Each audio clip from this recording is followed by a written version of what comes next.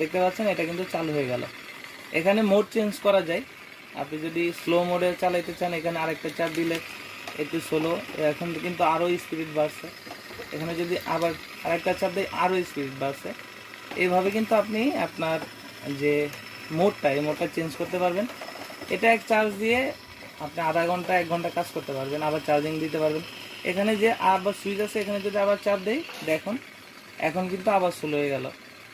এটা হচ্ছে আপনি মোড চেঞ্জ করার জন্য যতবার ক্লিক করবেন মোড চেঞ্জ হবে, স্পিড বাড়বে কমবে। এটার সাথে রিমোট আছে, এখানে দেখতে পাচ্ছেন রিমোট।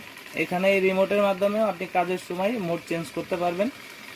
এটা আবার যখন আপনি বন্ধ করতে চান তখন এটার ভিতরে যদি চাপ দিয়ে ধরেন, এভাবে চাপ দিয়ে ধরলে দেখেন বন্ধ হয়ে যায়।